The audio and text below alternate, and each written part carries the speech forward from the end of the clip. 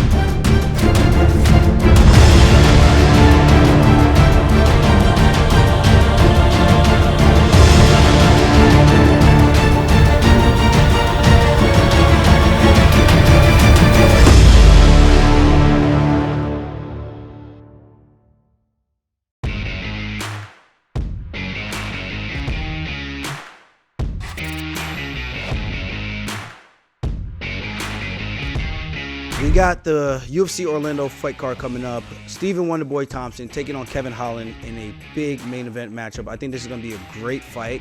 It's almost like the passing of the torch, in my opinion. Yes, Kevin Holland just lost recently, really quickly against one of the best wrestlers in MMA right now, Hamza Chimaev. So I don't think he loses any stock for taking a fight like that on a day's notice.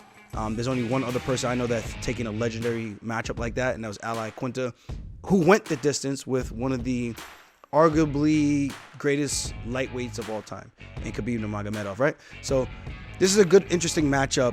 I think it's a great opportunity for Kevin Holland to cement his name in the 170-pound division with a very winnable fight.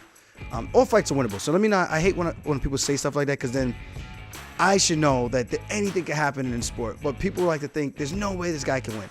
But this matchup, I think, is very evenly matched. And I do think Kevin Holland is the younger, fresher fighter and more durable at this point in their careers. Wonderboy, he can strike his ass off. But for me, I feel like Holland knows if he touches Wonderboy and lands a clean shot on the chin, he could probably end the fight. That's the way I'm kind of seeing this one.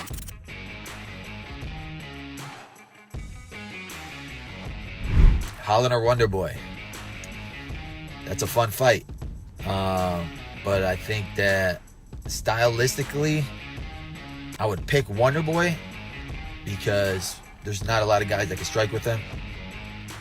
Holland is a weird, awkward striker. He does have power, but I just think that Wonderboy, his judge of distance is so good. And being in a bigger cage, being in Orlando, we're going to see a different side.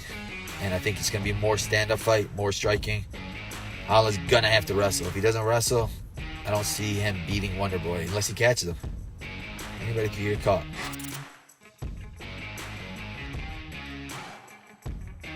That is a big fight, and I mean, Dana and Kevin's in a good relationship. Maybe he's getting paid. I don't know. I could be completely wrong saying that, but that's just what I imagine happening. Like, fuck.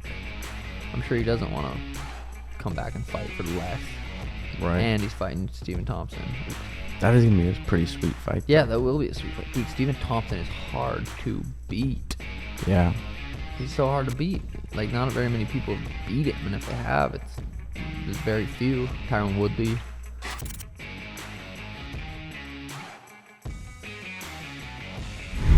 I like that it's a stand-up fight for Stephen Thompson. It's something he's been asking for. In fact, it's kind of the biggest reason why we haven't seen him fight this year is because he was holding off wanting to fight a striker. And yeah, why wouldn't he? And thank you to UFC for finally giving him one. I get it. He's in the rankings, and this is a rankings-based sport and all of that. But the guy fought Gilbert Burns. He fought Belal Muhammad. Yes.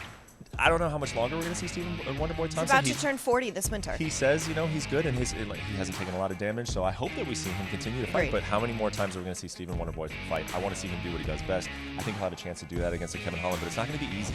Kevin Holland is a guy who I think is going to press him a little bit back forward, and if he puts Thompson along that perimeter of the fence where Wonderboy can place himself because he has a lot of confidence there, be careful though, because Kevin Holland is a dangerous guy.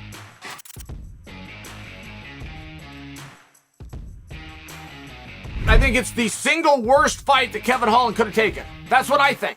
Now, I think that because I'm following the golden rule to put myself in Kevin's shoes.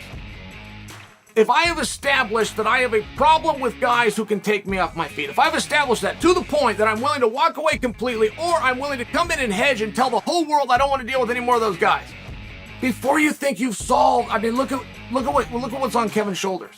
He's openly telling us I can't deal with wrestlers.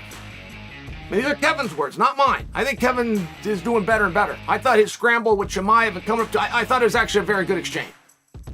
Kevin is coming out and telling us that he can't deal with wrestlers. Now he's going to go deal with a striker. If he can't beat the striker, what do you do? What do you got left?